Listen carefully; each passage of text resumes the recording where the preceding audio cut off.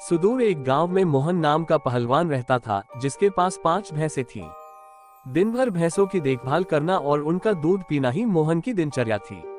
भैंसों का दूध पीते रहने के कारण वह काफी बलवान हो गया था। मोहन अपने बचाव और सहारे के लिए एक लोहे की छड़ हमेशा साथ रखता था। इस कारण कोई भी मोहन को एक बार देख लेता तो उसकी हृष्ट पुष्ट काया व शक्तिशाली शरीर को देखकर डर जाया करता था।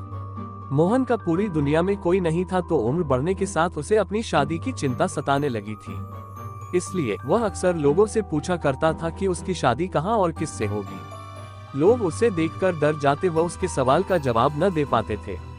इस पर मोहन उनके साथ मारपीट किया करता था, जिसके चलते लोगों ने उस रास्ते से ही गुजरना बंद कर दिया था। एक बार किसी दूसरे गांव का एक ब्राह्मण और एक हमाम किसी विवाह समारोह में शामिल होने जा रहे थे। रास्ते में उन्हें मोहन मिल गया।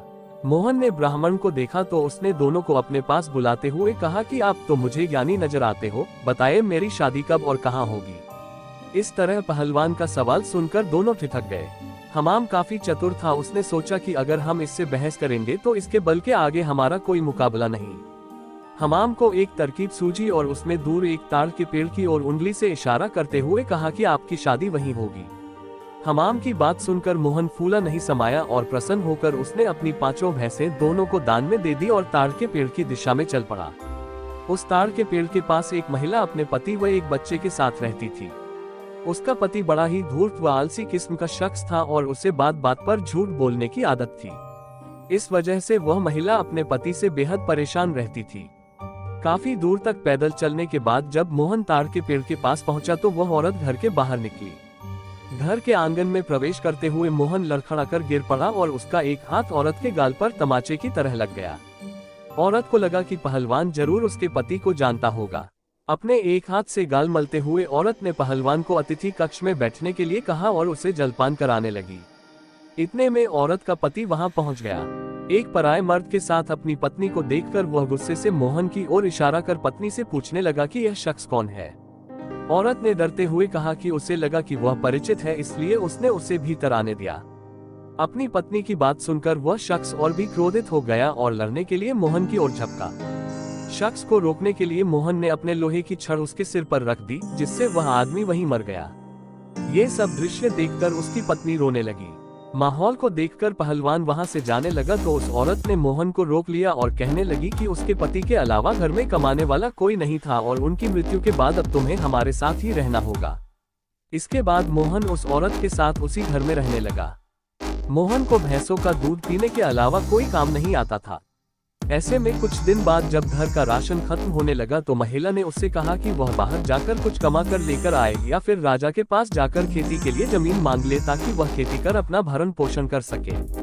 महिला की बात सुनकर पहलवान अपने लोहे की छड़ उठाए राजमहल की ओर चल पड़ा। राजमहल के पास पहुंचने पर सभी द्वारपाल और सैनिक मोहन की काया देखकर डर से कांपने लगे और तुरंत राजा तक सूचना पहुंचाई कि कोई बलवान हाथ में लोहे की छड़ लिए महल की ओर बढ़ता चला आ रहा है। सूचना पाकर राजा ने तुरंत अपने मुंशी को बुलाया और उसे तत्काल पहलवान के पास जाकर आने का कारण पूछने को कहा।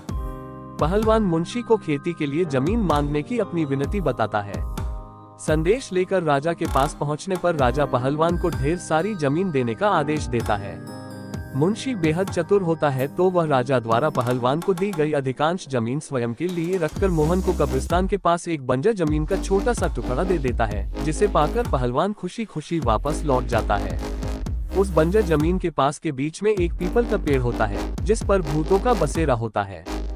जमीन को फसल उगाने योग्य बनाने के लिए जब पहलवान जुताई शुरू करता है तो पेड़ के कारण उसे खेत जोतने में परेशानी आने लगती है। मोहन उस पेड़ को उखाड़ने की ठान लेता है और अपनी लोहे की छड़ से उस पर प्रहार करता है, जिससे करीब 150 भूत पेड़ से नीचे गिर जाते हैं और गुस्से से पहलवान की ओर लड़ने के लिए दौड़ते हैं। पहलवान अपनी छड़ से सभी भूतों के छक्के छुड़ा देता है। पहलवान से जीतना असंभव जानकर भूत मोहन के सामने पेड़ न काटने की गुजारिश करने लगे। भूतों ने कहा, ये हमारा घर है, हम कई साल से यहाँ रह रहे हैं, हमारे घर को मत उजाड़ो। भूतों ने इसके बदले खेतों में काम कर उपज मोहन के घर पहुंचाने का प्रस्ताव रखा। मोहन को भूतों पर दया आ जाती है और वह उनका प्रस्ताव स्वीकार कर घर चला जाता है। इसके बाद से भूत समय समय पर पहलवान के घर हर फसल पहुंचाने लगे। पहलवान के प्रहार से भूतों के गुरु की कई हड्डियां टूट जाती हैं और वह अपने असली रूप में आकर अपनी जान बख्शने का निवेदन करने लगता है। मोहन ने भूतों के गुरु को छोड़ने पर खुद के लिए सजा चुनने के लिए कहा। ऐसे में भूतों के गुरु ने कहा कि उसे बख्शने पर वह राशन की मात्रा दोगुनी कर देगा। भूतों के गुरु की इस बात पर कुछ देर विचार करने के बाद पहलवान उसे छोड़ देता है। पहलवान के घर से निकलकर भूतों का गुरु सीधे अपने शिष्यों के पास जाता है। शिष्यों के पूछने पर वह उन्हें पूरा वृतांत बताता है और कहता है कि अब से पहलवान के घर भेजने वाले राशन की मात्रा दोगुनी करनी होगी। कहानी से शिक्षा, अगर आपका भाग्य बलवान हो तो विपत्तियां भी अवसर में बदल सकती हैं।